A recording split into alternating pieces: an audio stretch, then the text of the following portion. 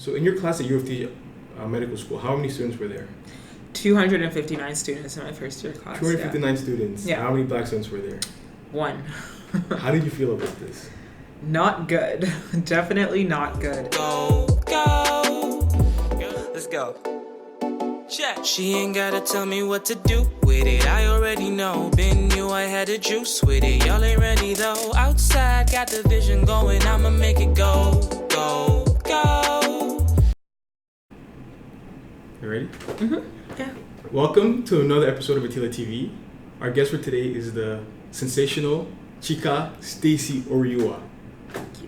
So Chika is currently a medical school student at University of Toronto in the System Leadership Innovation Program. And before that, she was did her Bachelor of Health Science at McMaster University.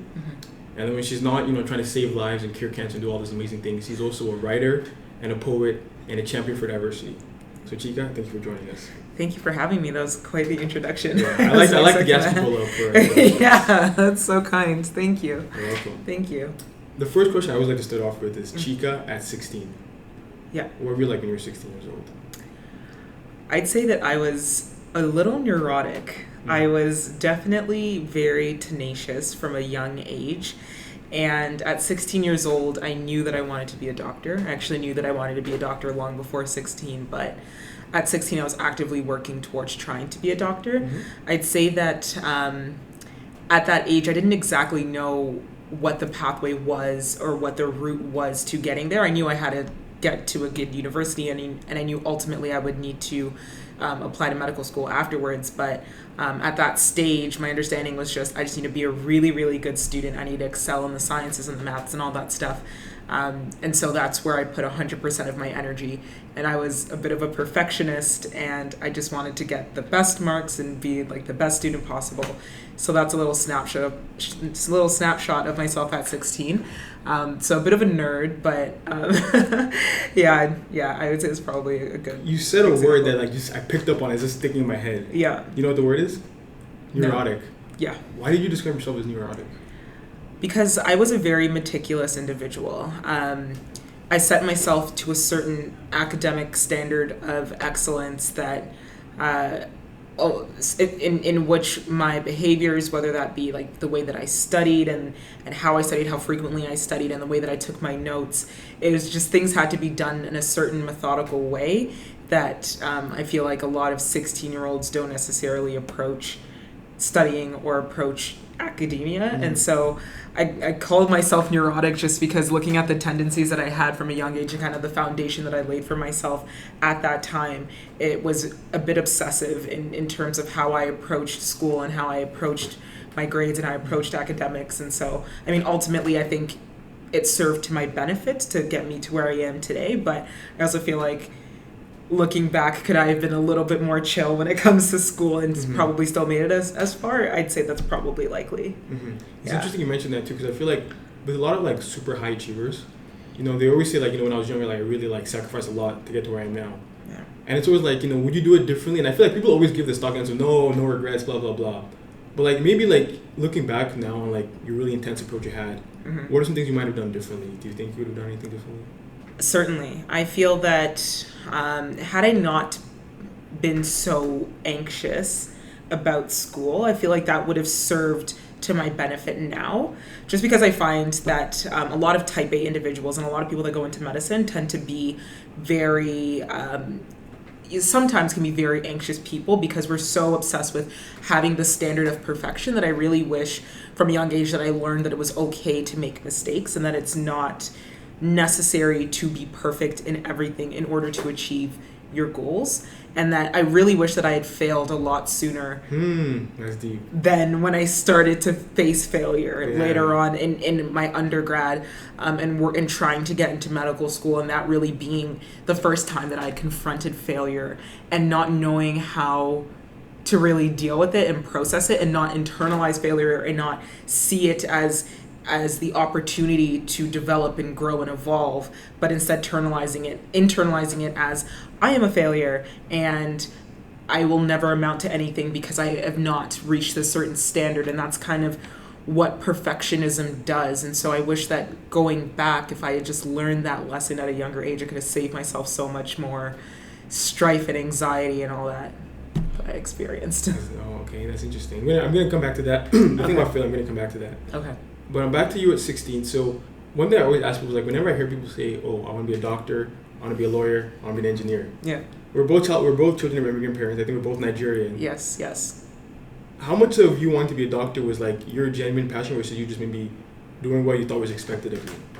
That's such a good question. And it's honestly still a question that I grapple with till Really? this day. A little bit, yeah, because when I look at my skill set, I would say, or my passions, my inclinations, I love writing. Yeah, I'm gonna get to that. And I think there was a large part of me that wanted to be an author. Not to say that I can't still do that, but I wonder how my journey would have unfolded differently if my parents would have, when I expressed an interest in writing from a young age, if they would have nurtured that in a sense and said, you can be an author. You don't have to be a doctor. Because I expressed various passions and interests from a very young age.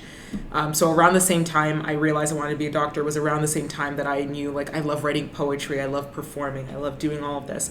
And so there's a part of me that wonders, that dichotomy of my existence, which one would have prevailed? Dichotomy, I love that word. Yeah. Like which one would have prevailed if I didn't feel like medicine was the only path that I would be supported in. Yeah. And not to say that I regret medicine. I don't regret medicine. I think in terms of the practicality of being a writer versus being a doctor, like one provides more one makes more money depending on how you do it, but one also provides a certain level of security that I think, especially being the child of immigrants, they understand the fragility. So like when you told because I've actually had this conversation before, like two other guests, and the Lord was like, when you told your parents, I think I might want. Did you ever tell your parents, I think I might want to be a writer when I grow up? Yeah, I did. And then what was the reaction? No. It was, you are not. They just flat out said, you can write as much as you want, and I still do, but that's not going to be what you pursue in this life, because it'll be a life of suffrage, more or less. And so for my, I honestly vividly remember this conversation. I think I must have been like 5, 6, maybe 7 years old, and realizing, oh my gosh, I love writing. I love doing this. I love creative thinking. I love all of that. And my dad just saying, you can be an author, but you must be a doctor first. Oh, wow. So you can do all of that. And it's like, I kind of appreciate that now going back, because I think, right, like looking at my life now, I'm able to have both sides. It's hard, of course, because something must be sacrificed. And I think at this point in time, my writing per se obviously does not occupy as much of my life as medicine does.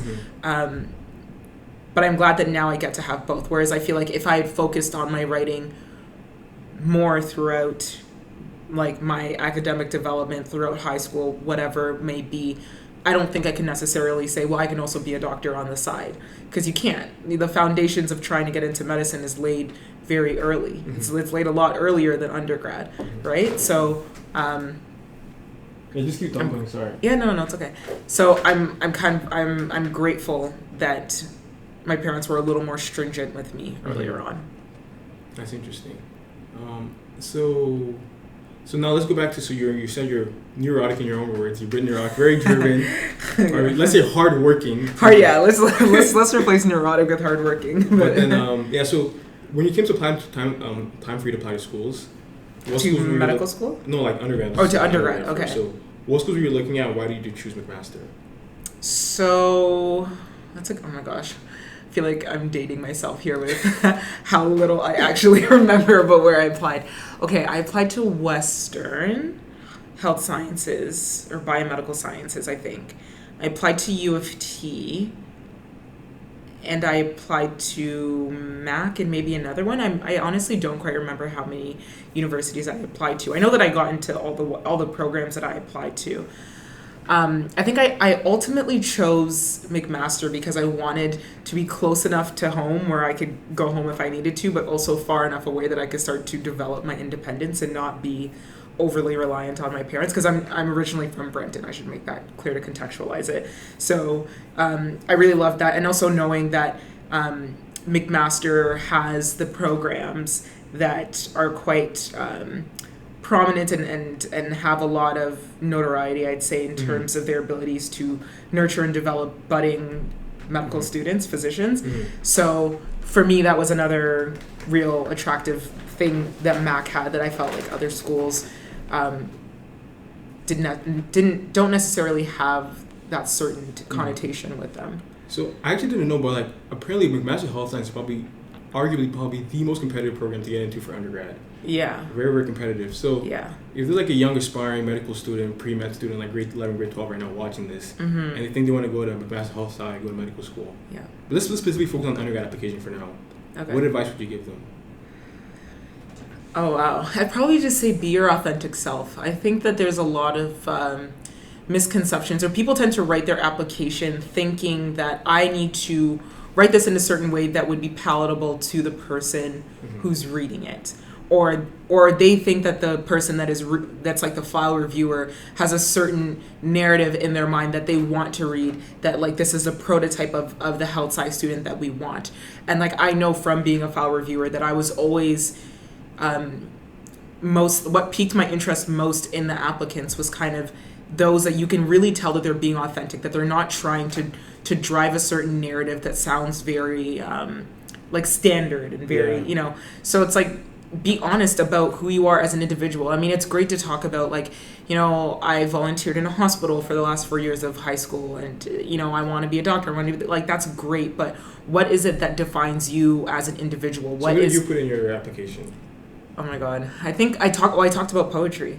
You talk about poetry in your medical school application. I talk about, I mean, so the writing comes back, wow. The writing is always something that has never left me. That is like, I honestly, and I will talk about writing in my residency application. Like it's what I feel like is so integral to my identity. It's what is authentic to me, is what I think makes me unique, is what makes me stand out, is the fact that I know that writing is something that has helped to develop me not only as a poet, as a writer, but I think it's also helped to develop the other aspects of my identity that lend to a career in medicine.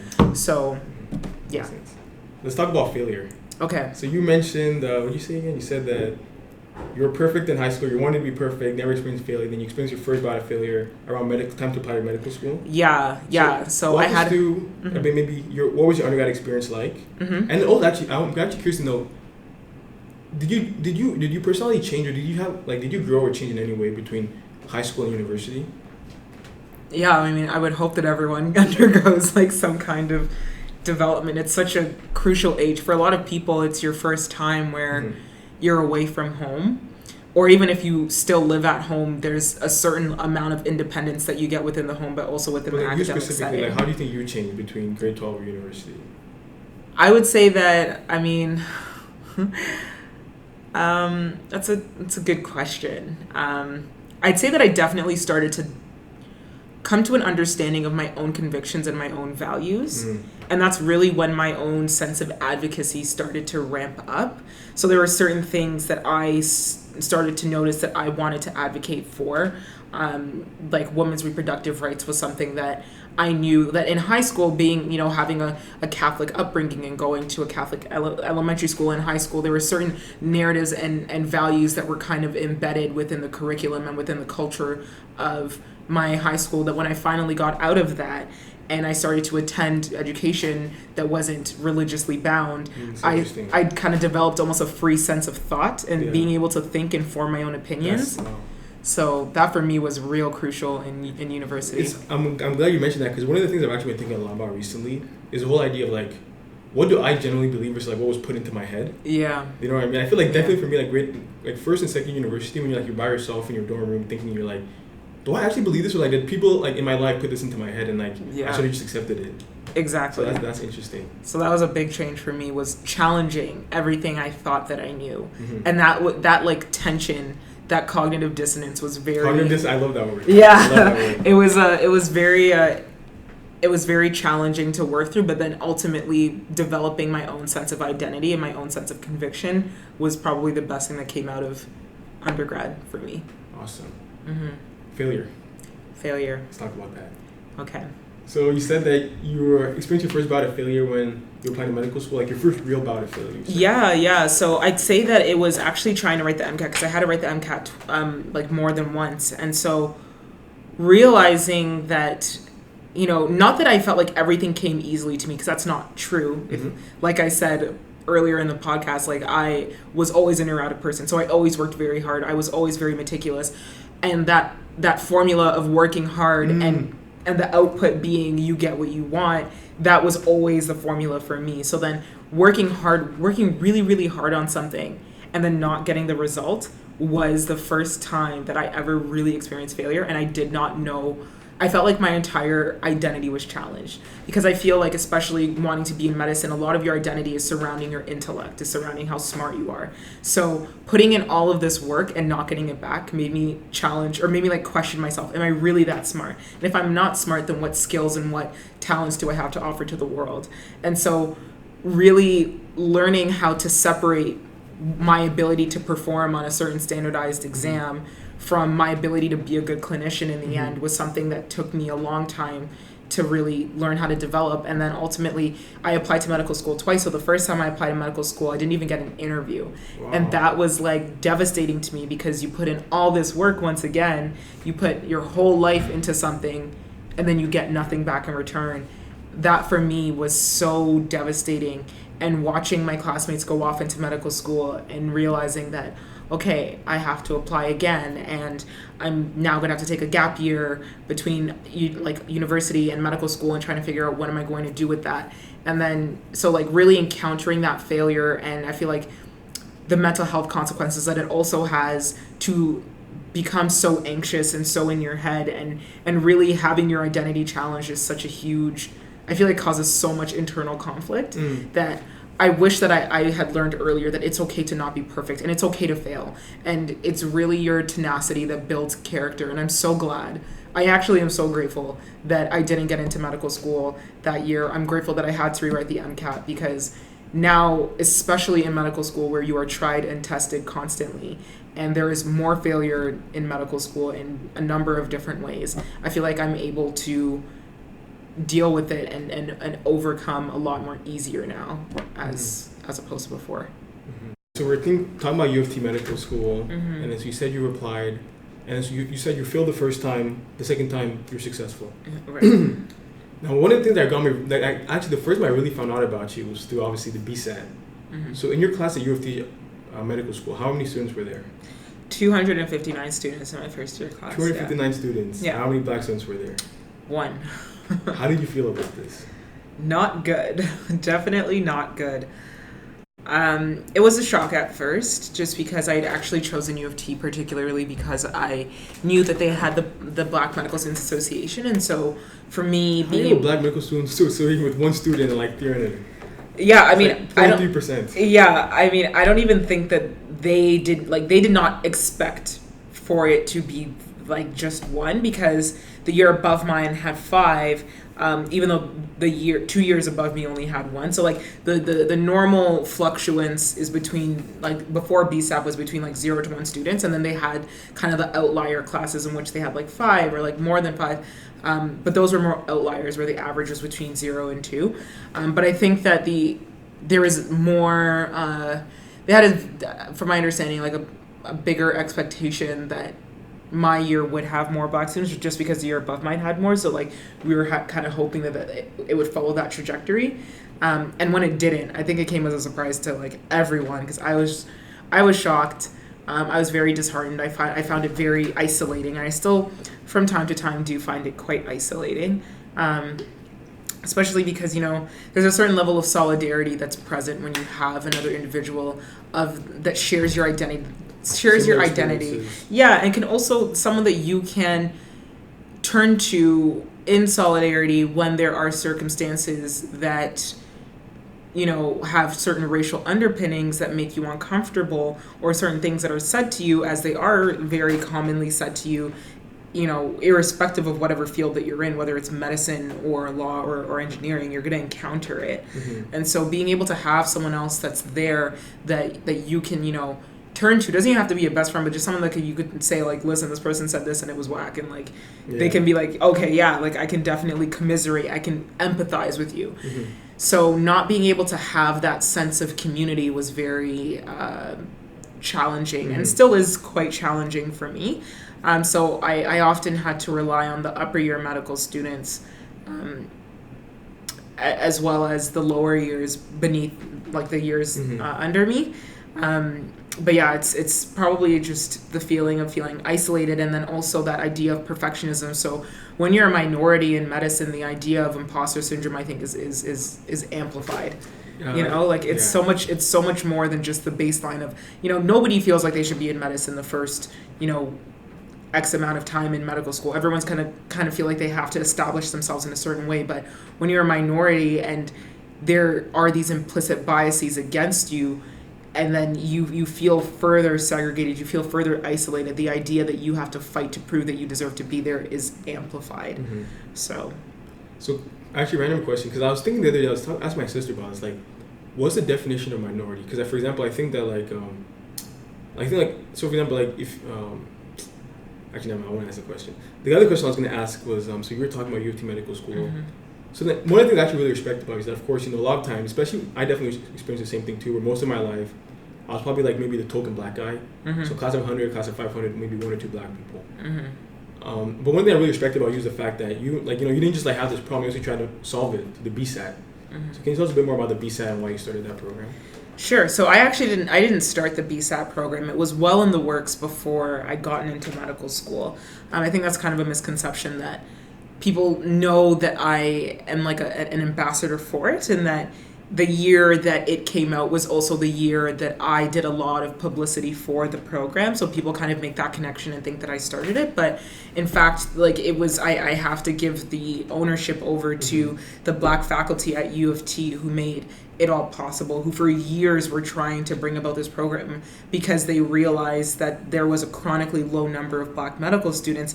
I just had the extreme honor and privilege of being able to, it's kind of, I kind of call it like it's kind of like a harmonious alignment, because the year where I was doing alignment. Yeah. I need you to write a book.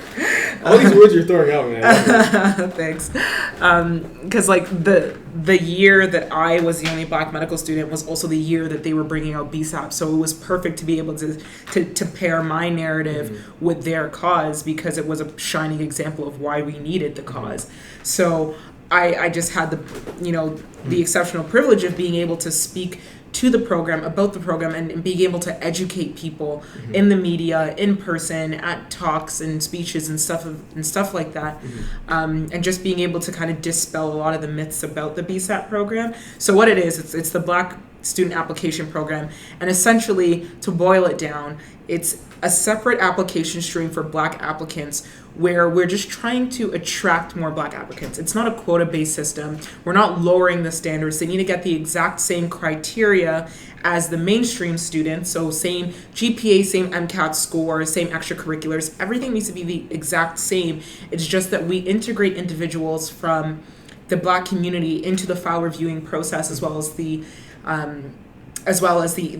interviewing process, so that you can alleviate a bit of that implicit bias that's there inherently, and that black individuals can feel safe and comfortable throughout the entire trajectory of medical school, from the day that they submit their application to when they interview to when they're accepted, and then have that continued arc of support for black students. So it's really just more of like a magnet stream. Yeah. That's the way that I view it, at least. Yeah, I totally get the initiative behind the BSAP, you call it, right? But I feel like as a good host, I always have to ask the counterpoint, right? Sure. And I feel like someone watching this, or maybe someone might be thinking to themselves, maybe when they read about the BSAP, thinking to themselves, okay, this is all well and all, but it's not fair that I have to work hard. Let's say I'm not a non-black person, let's say whatever race I am, whatever gender, whatever. It's not fair that I have to work hard in medical school. I have to work hard to get to medical school. I have to study hard too. I have to go through all these things. Why do you get an easier route than I do? Okay, well, that is the common misconception. So for those individuals that really think that it's necessarily an easier route, I would really challenge them to really analyze it on a global scale. So what BSAP is truly an equalizer. You know, the fact that there are so few Black medical students is not a reflection of Black students not trying hard enough to get in. That's not what it's about. It's the fact that there are systemic barriers that preclude and discriminate against Black students from a very young age, and I'm talking preschool, that alters the trajectory of their professional lives and really leads them away from careers in the STEM fields. So as young as 5, 6, 7 years old, Black children are disproportionately more likely to get labeled as having behavioral problems, more likely to be more harshly reprimanded for the same behavioral missteps as their non-Black counterparts, so more likely to be expelled or suspended for lesser offenses. They're more likely to be streamed into educational streams that are below their capability. They're less likely to be exposed to individuals who can assist them and provide mentorship to them throughout medicine. So for those people who necessarily have had to work hard, I would ask them to challenge themselves. What set of privileges have been provided to you that have made your journey easier? And it's hard for people to look back and acknowledge their privilege. It's really hard for them. Privilege. But it's important to check your privilege, because I'd say a good chunk of my class have parents who are physicians or who have close family members who are physicians. If you do not have insight into the medical school process, if you do not have social capital, if you do not have financial capital, you are disproportionately more likely to not even have exposure or even be successful in applying to medical school. Mm-hmm. So if you look at all the barriers that are in place statistically for Black people, this is not an easier stream. This is an equalizer. And they should just be grateful that they didn't have to go through the barriers that the average Black person has to go through to even get into medicine. So I would just say, check your privilege, see what's there, see what's been provided to you. You know, I was competing against people who had research from high school. I didn't even know research was necessary until my 3rd year of university. So I'm competing against people who knew exactly how to get into medical school from the time they were 14. Because their parents are doctors and all their friends are usually affiliated in some way or another with people who have family members in medicine. So they have those alignments. That is not commonplace in the Black community. It's just not. And that's why you see less than 1% of Ontario doctors are Black physicians. Why is that? Is that because Black people aren't smart enough? Is it that we're not trying? No, we are trying. It's just that we were not provided the same privileges, the same leverages that other non-Black individuals are statistically more likely to have been provided. Wow. So that's my answer to that. And that's facts by Chika Oriuwa. You brought up some good points. I don't know which one to go with first. Let's talk about, so you mentioned something interesting about how, you know, some people from like the age of 14, they already know exactly what to do in order to get into medical school. You said you didn't even know what research was until your 3rd year of university. Yeah, I mean, I knew what research was, but I didn't understand or necessarily have the insight into how necessary it was to get into medical school. So my question would be, knowing what you know now, let's say for a young Chika, 16-year-old Chika, 16-year-old Tommy who thinks they want to go to medical school. Knowing what you know now, what are some things that people can do to increase your chances of getting to medical school? Find a mentor. That is the single best piece of advice that I can give to someone. And it's so hard in the Black community because there are so few Black physicians. It's hard to be able to get access to a mentor that you might know through friends and family. They don't have to be. And that was going to be my next point. You don't have to have a Black mentor. But from what I'm saying is that a lot of people gain mentorship through a certain connection, whether it's family or whether it's close family friends. And so if you're Black, your family's going, 9 times out of 10, your family's going to be Black as well. And if, in my case, neither of my parents knew a researcher that I can do research with, but a lot of the people who I went to school with, they had a certain connection, whether it's family or family friends, who knew someone that could take them on as a research student. Let's go deep on that, because I really like the tactical, like the details, right? Yeah. So, for example, you mentioned a couple of things, research. Yeah. So, like, if someone wants to go to medical school, you think it's important that they do some sort of research experience? I think invariably having exposure to research is valued on a medical school application. I mean, it's a section of a medical school application, so it's something that I would highly encourage. I wasn't overly involved in research. I mean, I had some research when I applied to medical school. For me, it wasn't the selling point of my application, But if I could go back, 16-year-old Chika, I would tell her, get involved in research earlier. So walk me through this right now. So let's say I come to Canada. Let's do the absolute worst case scenario. So that way, if you cover the worst case scenario, we can take care of everybody else. Yeah. I come to Canada today. I'm an orphan. I came as an international student on a 4I scholarship. Yeah. First year of undergrad. I know absolutely no one. I have no connections. Yeah. I need to build a mentor. How should I go about doing that? That is a tricky situation. I mean, okay, if you were at U of T, for example, there's something called the community of support. And that is particularly for underrepresented minorities in medicine who want to get into medical school. So traditionally, Black, Latino, Filipino, and Indigenous populations, they can go through the community of support and they will align them with certain mentors and research opportunities. And I think now community of support is starting to grow and branch out into other schools. So I would say trying to find that area where they are supporting marginalized and underrepresented minorities, which I think most schools at this point have some kind of foray into that. That would be my best piece of advice. And if you can't find some kind of community of support that can assist you, then honestly, sometimes you have to be brazen and you have to go up to a professor and say, listen, this is what I want. I want to get into medicine. Is there someone you know that is doing research? And that's a really hard way to go about it because there's probably 50 other students that are thinking the same way. But I mean, there comes the tenacity, and sometimes you just have to do it. So I'm glad you mentioned that. And a little pro tip for you guys listening or watching this right now. So our very first guest on Atila TV was Emily, my friend Emily Chen. Oh, yeah. Do you know her? I feel like I do know her. I'm sorry, Emily, if I feel like we've met and I don't remember you. But I feel like, I mean, she goes to U of T, right? Yeah, She's in U of T Med. I definitely have heard a lot about her, but I don't think I know her personally. Okay, so anyway, Emily Chen was the very first person I interviewed on this show. Okay. And I remember one of the things she was talking about was she said that when she was in grade 11, I don't know if she was a Google or the Yellow Pages or whatever it was, she actually cold called every single dentist, pediatrician, eye doctor, optometrist, not every single, but almost all of them in Oakville, and said, I'm interested in going in this career. Do you mind if I shadow you for a day? So one piece of advice I could always give people is, especially now that we have LinkedIn, you don't need to call people anymore. Just if you have a LinkedIn account, tell people, I want to be a doctor when I go. Do you mind if I follow you around for an hour? Or do you have someone who does research you can link me up with? So I think things like that are basically reaching out to people you don't even know that well is a good way if you don't have connections. Yeah, it is. And like I said, your mentor does not have to be a Black person, right? If you are Black, your mentor does not have to be Black, especially since we haven't reached that critical mass as a Black community in certain professional areas where we can support all of the people who have the same aspirations.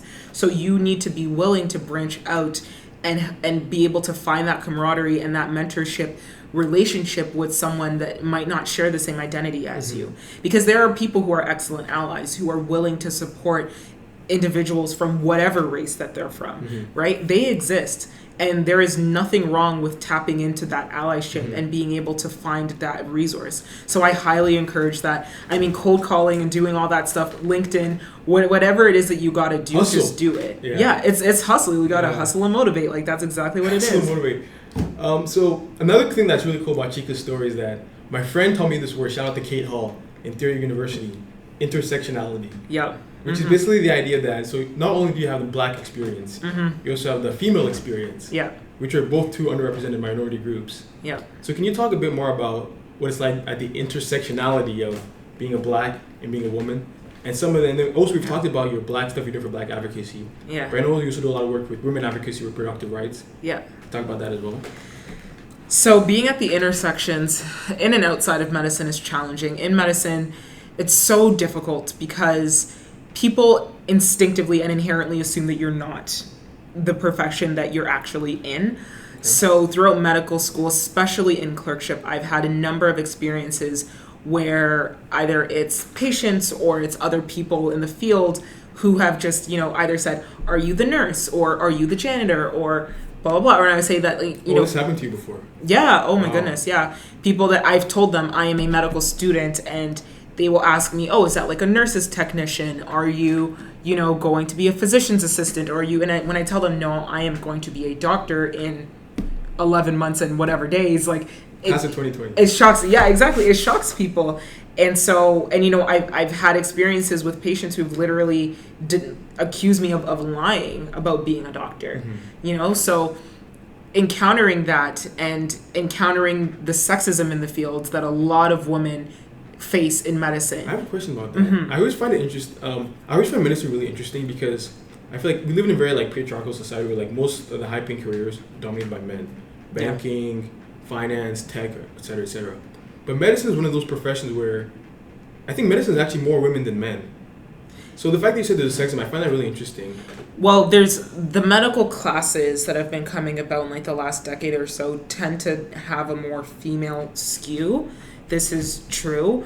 But when you look at traditionally medicine even maybe in the as high a career, and stuff like that. If you look at all the leadership positions in medicine, they are predominantly male, predominantly white male, okay? And then if you look at just like historically, medicine has been a field that's been dominated by men up until the last decade. So all of the doctors that you see in the hospital, like all the older generations, they're mostly men, right? And then if you look at all the leadership positions, like I said, they are mostly men. They're mostly white men.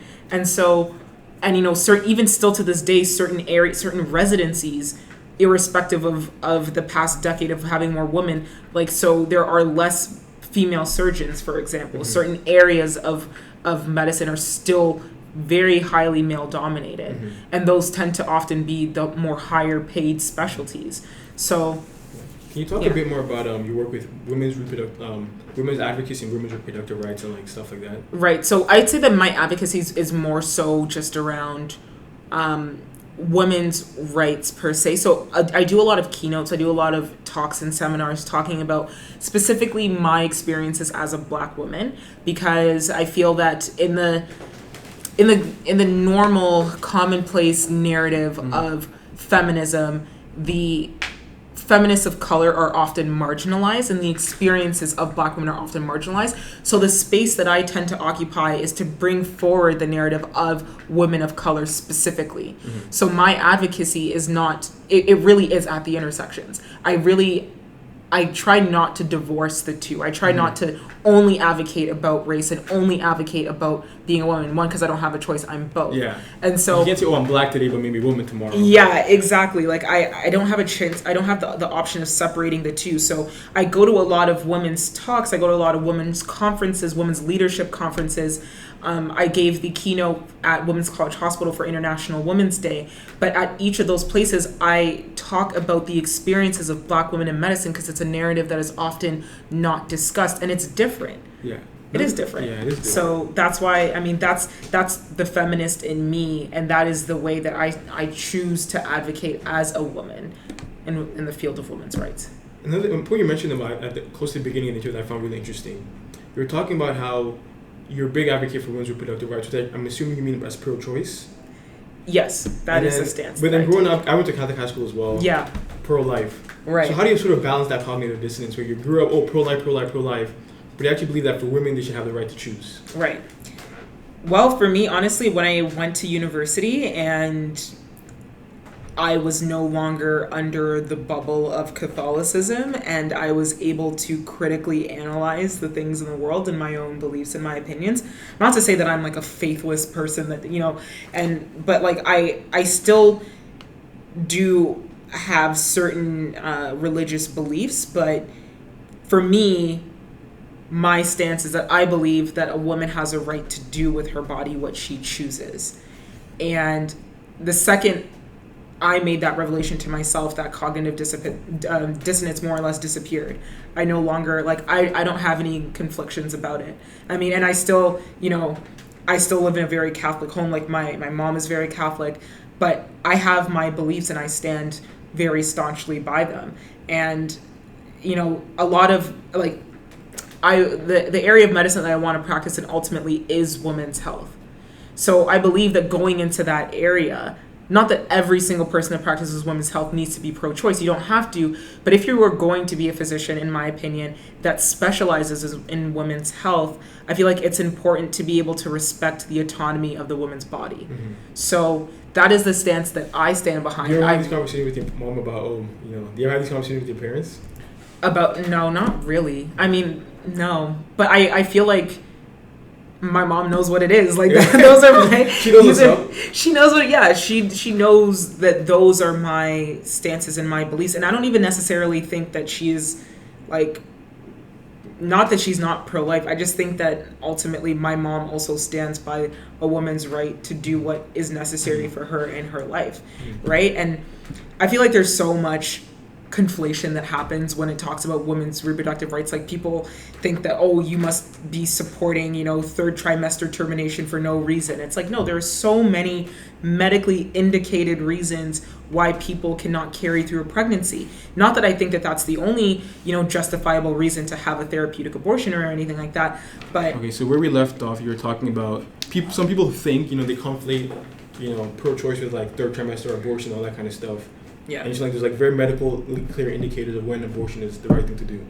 Right. Or when it's, I feel like when you get into the idea of like what's right and what's wrong and what's moral and what is immoral, I feel like especially in medicine, there are certain things that are medically indicated for the mother's safety. And, if the child is not viable outside of the womb, and if they are going to have a short and very, suffering-filled experience for the time that they're here, there are certain times in which abortion is very much medically indicated. But even outside of that, I still believe in a woman's choice to make decisions for her own body, for what is right for her at that time in her life. And I also still believe that, whether or not abortion is legal, it's still going to happen. Mm-hmm. Women have always had abortions. They will always continue to have abortions. It's just up to us as a society to determine, is it going to be legal and safe, or is it going to be illegal and unsafe? So that's kind of my stance. That is my stance on women's reproductive rights. And, I stand firmly behind it. I will always be a big believer in a woman's right to choose. Awesome. I like that. So now we come to the third part of the interview, the final third. Okay. The last trimester, if you will. Yes. Yeah, so I want to pull this up. So we've established that you are a medical doctor, advocate for black rights, advocate for female rights. Mm-hmm. But what we haven't talked about, I think you know where this is going. A little bit. Is something supposed to come up on the screen? Yes. That's good. I like when the tension builds like this. This is quite tense. I don't see anything. No, it's coming. Okay. I see my name. Yes. Oh my god. Chika Stacy Poet, writer, public speaker, advocate. So, first of all, the picture. Let's start with the picture, actually. Okay. Oh my gosh. So, explain the picture, like, what this represents. Okay, so this picture was taken back in, like, 2015, maybe 2014 to 2015. It was when I was on the Hamilton Youth Poets, and when we were going to nationals, I think we had a photo shoot. And this was taken as I was performing one of my poems. Mm-hmm. And that's why my face looks like that. But I'm now realizing, out of context, yeah. I hope people can tell that I'm performing. I'm even wondering, like, imagine if I hear you speak at a conference like medical school, and I go on your Twitter and I see this. It's like, but no, honestly, I actually like it. I like when people show their personality. Yeah. It's just funny because you have, like, you and a stethoscope in the background, and you're here doing poetry. Yeah. Which is actually a good segue for, how do you find, so, like, another thing I find really cool is, like, the whole idea, like, we're talking about left brain, right brain. Yeah. So maybe, I always forget, is left brain, like, the analytical part? I think left brain is the creative. Okay, so let's... And right brain's the analytical. That could be totally wrong, but I think that's the right way. Apologies to the world if that is wrong. But, okay, like you're a doctor or anything. But anyway. So, one thing I really find cool is, like, people who are, like, really analytical, but they want to tap into their creative side. Mm-hmm. So how do you find time to, like, write poetry, and then how do you find time to, like, write poetry and, like, pursue your creative endeavors while balancing your medical school life? Oh gosh, honestly, it's been so hard, to be entirely honest with you. It's been so challenging, but I find that it's the only thing that balances me and gives me energy to be able to continue to do medicine. Because medicine can be very all-consuming, and it can be something that drains you naturally. And I needed to find something that fills me back up, and poetry fills me.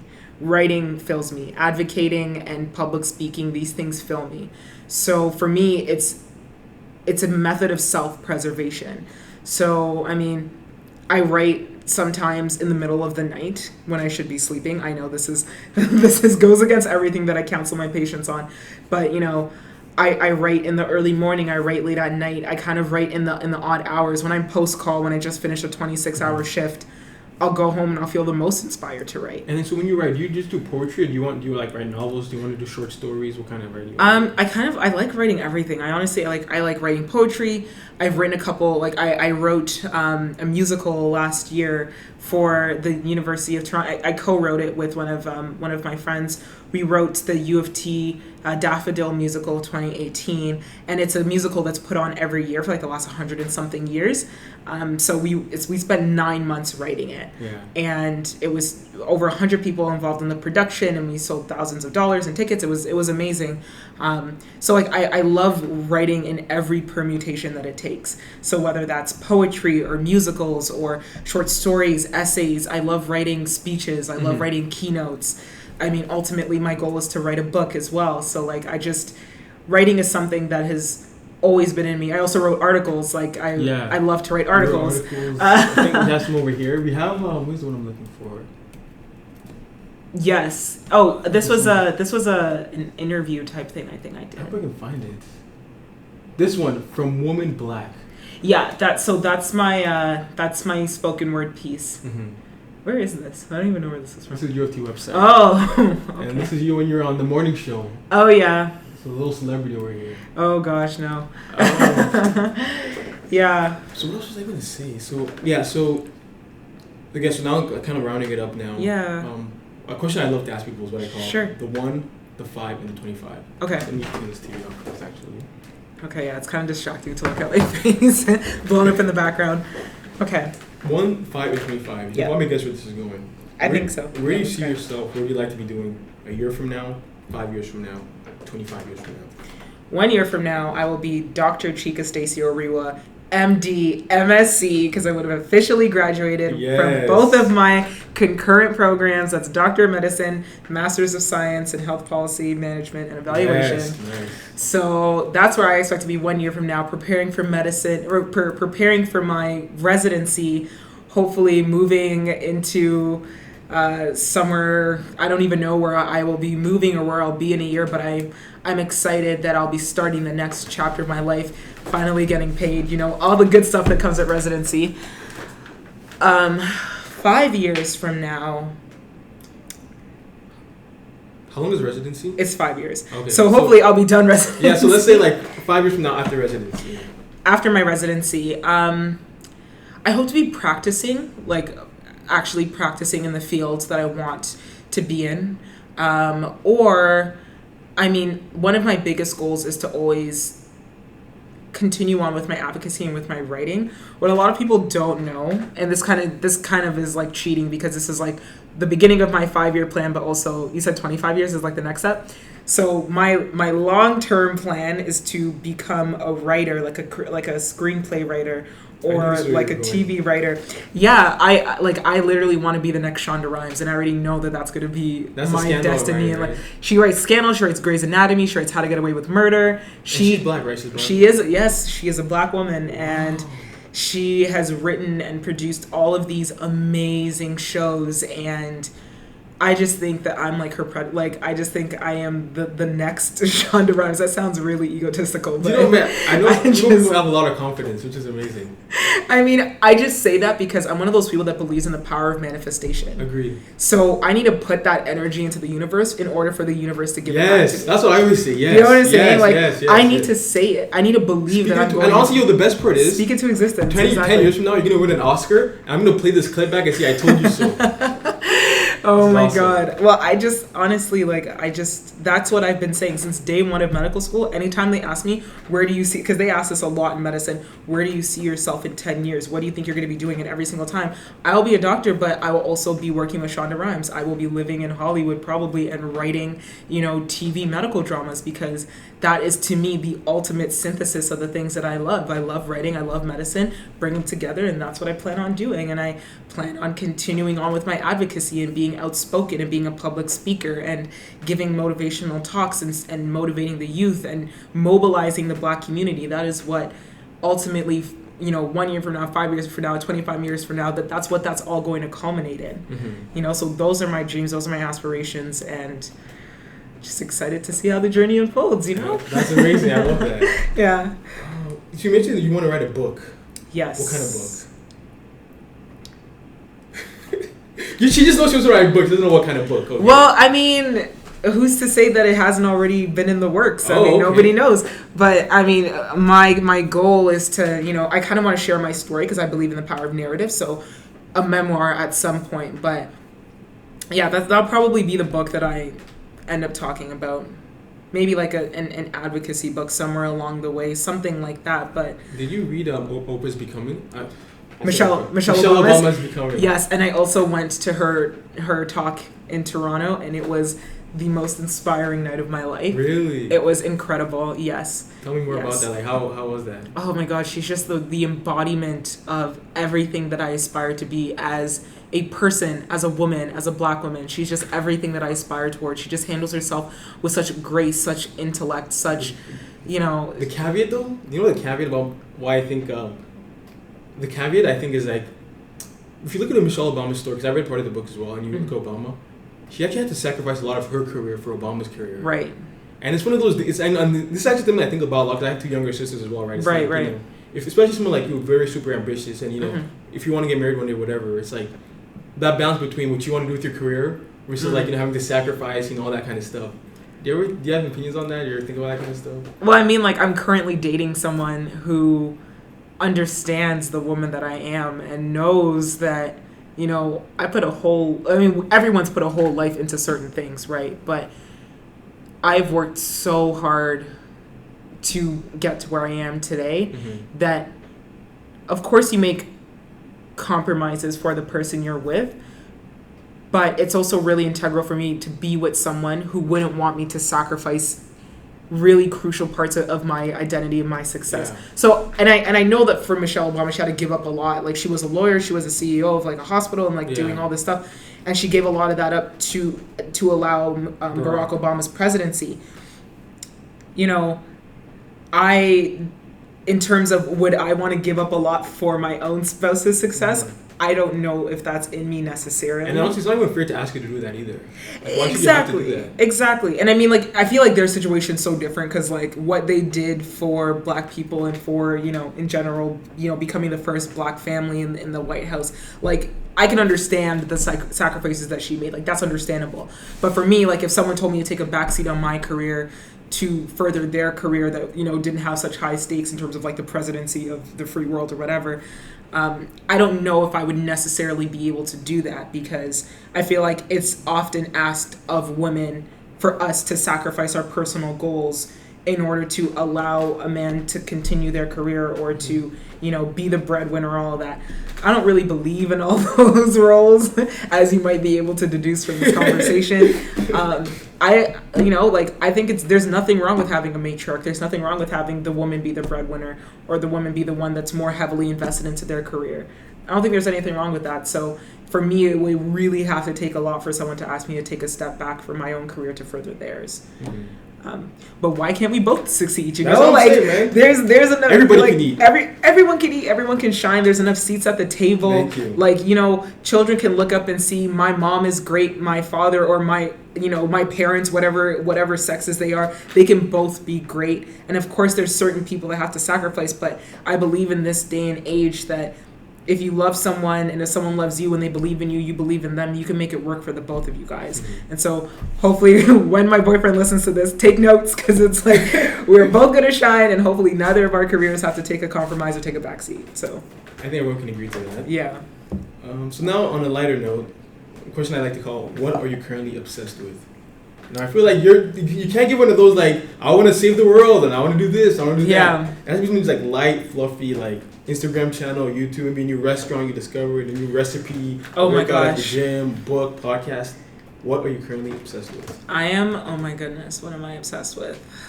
That's going to sound so horrible, but I love Animal Kingdom on Netflix. Okay. I've been binge watching it with my boyfriend and it is such a good series.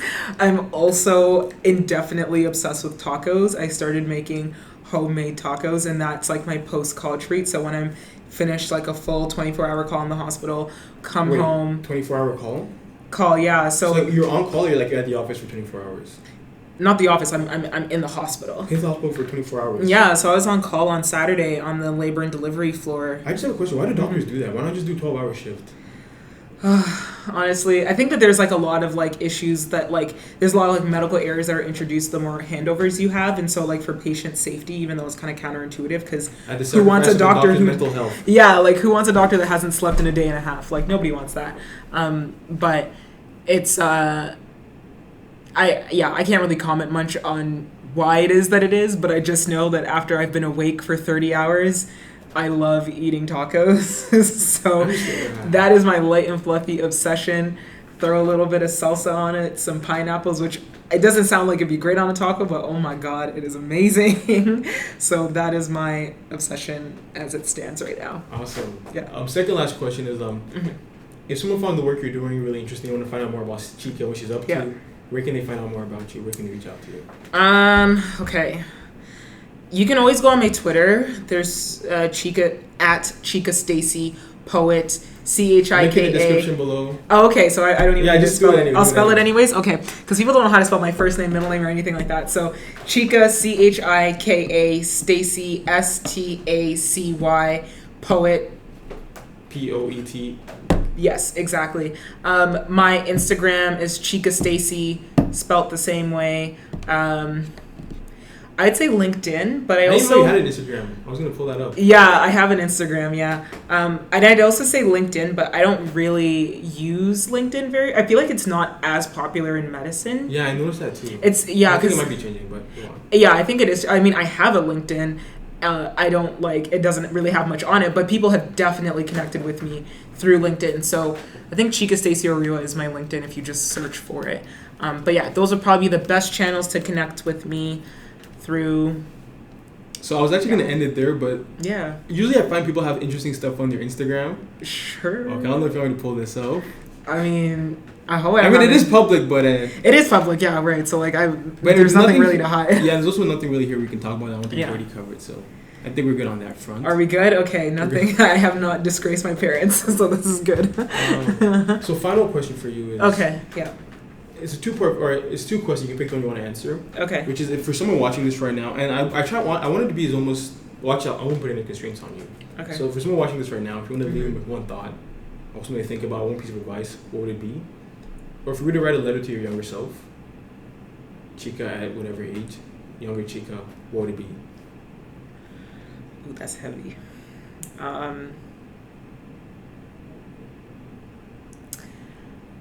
Honestly, I would say trust the process. You know, there have been a lot of times, even right now, where I have really doubted that things would work out as they should, or I have, like I said, faced a lot of failures, had a lot of doors close on me, and I have felt like that was the end of my story in this particular thing. There was a lot of times I was like, that was the end of my career in medicine, or that was the end of my journey in getting into medical school. But really just trust the process and be tenacious as hell. There's this one quote, I don't even remember who said it. I think it might have been Steve Jobs. And it's like, stay hungry, stay foolish. That is my favorite thing. And I live by that. Stay hungry in the sense of stay tenacious. Whatever it is that you want, you have got to put everything on the line for it and do it to the death of you, right? Whereas stay foolish is kind of, I like it because it's kind of fun in the sense that, like, if you believe that it's possible and that nothing can stop you from doing it, you're kind of like living in like this idyllic kind of reality, then that is also going to become embedded in your tenacity, and you will think, well, maybe I didn't get it this time, and it might be foolish for me to reapply to medical school, but I'm going to stay foolish and I'm going to do it. And despite the doubt that might be internal doubt or people telling you can't do that, it is crazy for you to think that you can write the MCAT again, or crazy for you to think that you can apply to this medical school for the 5th time. There are people I know who I go to medical school who have literally applied to medical school 5-6 years in a row. And most people would tell them, you need to find another career because this is, how many times are you going to do this? Medical school is like 5 years long itself anyway. It's like 4 years long, yeah. So, but there are some people but that's what I'm saying. Like they were hungry for it. If you're hungry for it, you're going to do it. And if you're going to do it despite the doubt that people have against you or that you might have in yourself, some people may label you as foolish, but sometimes it's that drive that you have in you to get that goal at, irrespective of whatever barriers are present. So, and I still live by that. I mean, people have told me because of my advocacy that there are certain areas in medicine that I shouldn't pursue because of the nature of the work that I do can be seen as divisive because not everyone believes that there should be a Black Student Application Program. Not everyone believes that we should be talking about race in medicine. Mm-hmm. But I believe it and I've been talking about it. And people told me, well, stay away from this residency program because they won't value the work that you're doing. And guess what? Those are the residency programs that I will be applying to in the fall. Facts. And it might be foolish and some people will look at me and be like, that's a foolish thing to do. But it's like, guess what? I'm hungry and I will stay foolish and God willing, I will achieve these goals. So that is the little golden nugget of information that I hope to pass on to future generations. Jewels dropped by Chika. Yes. So on that awesome positive note, that concludes this episode of Atila TV. Thanks for watching. Subscribe. Catch us on YouTube, Instagram, LinkedIn, Twitter, iTunes, Spotify, whatever. Thanks for watching. Thank you for having me. Thank you, Chika, so much. That was really good. Thank you. That was so much fun. Oh my God, I loved it.